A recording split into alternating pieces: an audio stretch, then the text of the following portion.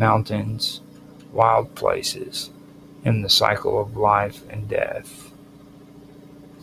In ancient Near Eastern and Anatolian traditions from which the cult of Cybele evolved, lions were commonly associated with storm gods, warrior kings, and chthonic forces. When Cybele is shown seated between lions, she inherits and transforms that imagery. Rather than being a god of conquest or wrath, she is portrayed as a sovereign, maternal figure whose power lies in integration rather than domination. She is the generative force who presides over both birth and destruction, holding the balance between the nurturing and devouring aspects of life. The throne itself also plays an important role in the iconography. Being enthroned signifies legitimacy, permanence, and the goddess's rule over a cosmic or natural order. When combined with the presence of lions, the imagery evokes a being who does not merely preside over a political domain, as kings do, but who is seated at the heart of the primordial world.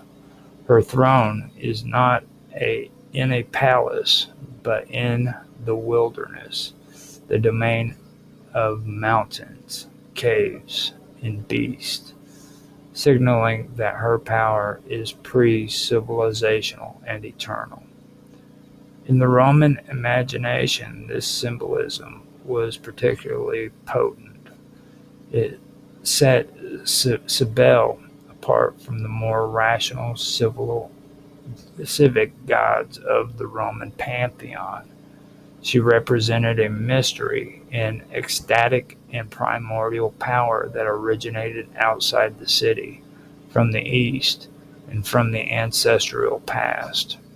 Her lions reminded Roman audiences that her dominion extended into spaces that were dangerous, fertile, and sacred, beyond the control of emperors or armies.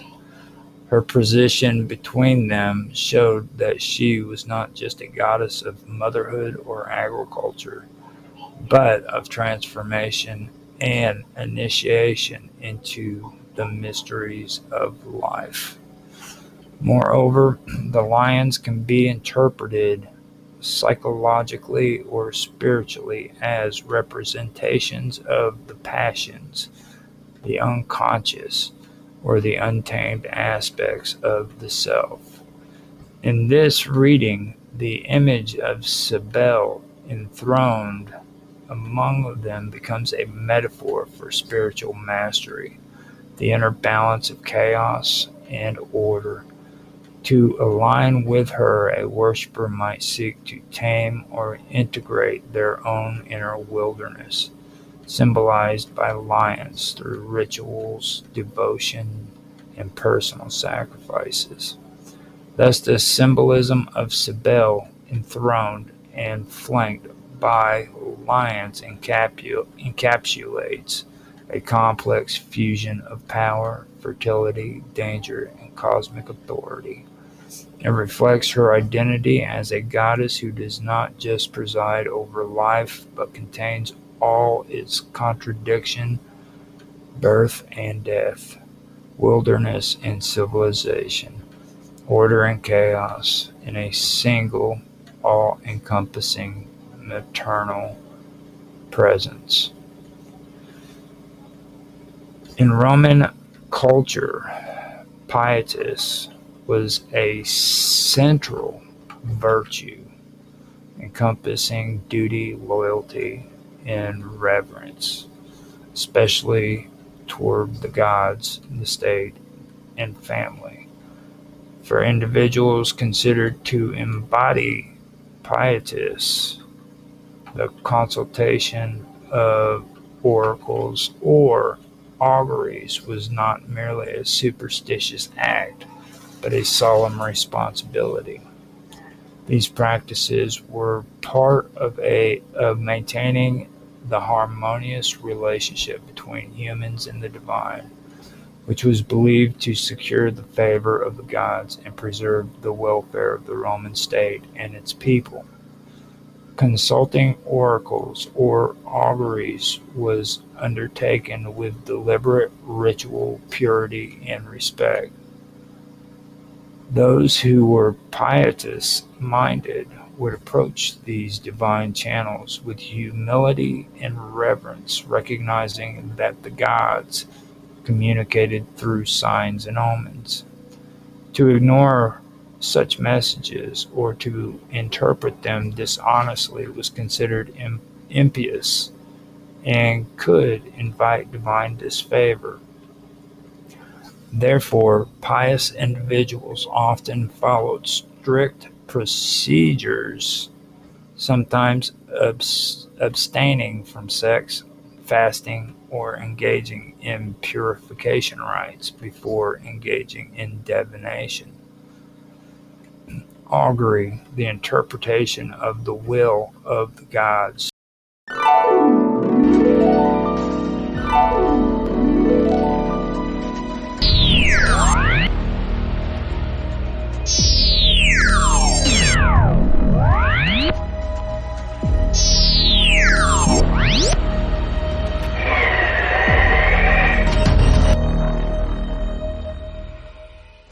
Through the observation of birds was especially integral to Roman public and private decision-making. Augurs, priests specially trained in this discipline, would observe the flight patterns, calls, the types of birds at specific sacred locations known as templum. A pious person would either personally observe these signs or more commonly consult an augur before making significant decisions such as marriage, political actions, military campaigns, or religious dedications.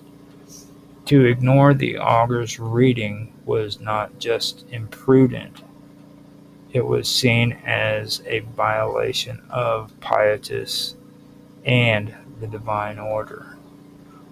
Oracles, though more commonly associated with Greek religious life, were also consulted by Romans, especially in later periods as Rome absorbed Hellenistic culture. Pious individuals or state representatives might consult Sibylline oracles or visit famous oracle sites such as Delphi, Dodona, or Cumae. The Sibylline books, for example, were a collection of prophetic writings kept by the state and only consulted during times of crisis. It was through these that deeply pious figures such as priests or senators sought guidance in times of plague, war, and disaster, often leading to the introduction of foreign cults like that of Magna Mater. In all cases, the process of consultation reflected the Roman view that the gods were involved in human affairs and expected proper ritual and moral behavior in return for their guidance. The virtue of pietas compelled the individual to seek this guidance not for selfish advantage, but for the good of the broader community and in harmony with religious laws. Consulting oracles or auguries was thus an expression of one's devotion, humanity, and sense of moral responsibility within the sacred cosmic order that defined Roman religiosity. Pietists in Roman religion and culture was both deeply held was both a deeply held virtue and a personified deity. As a concept, pietas represented a central Roman value: dutiful respect and devotion to the gods, one's family, and the Roman state. When this abstract virtue was deified, pietas became a divine embodiment of these ideas, venerated especially during the late Republic and early Empire as a stabilizing moral force in Roman life. The deity Pietas was most commonly depicted as a matronly woman, sometimes offering a sacrifice, holding a child, or performing a gesture of devotion. This representation reinforced her association with familial piety, civil responsibility, and religious duty. Her image could often be seen on Roman coins, monuments, and altars, particularly during periods when Roman leaders wished to emphasize their own piety or the moral renewal of the state. For example, coins issued by emperors like Augustus of Antoninus Pius prominently featured pietas to signal their loyalty to Roman tradition and divine favor. The first temple to the goddess Pietas was reported built in 181 BCE by Consul Manius Acilius Glabrio, funded by fines collected for impiety. It stood near the Forum Halitorium in Rome and served as a visible testament to the importance of religious and civic duty. Unfortunately, the temple was later removed during Augustus's architectural reshaping of the city, although its ideological influence persisted. Worship of Pietas was not characterized by ecstatic rituals or elaborate mystery cults. Instead, it was expressed through acts of loyalty, sacrifice, and observance of religious and social obligations. Her cult was intertwined with Roman state religion, which did not separate ethics from worship. To honor Pietas was to affirm one's place in the Roman social order, obedient to the gods, loyal to family, and devoted to Rome's political institutions.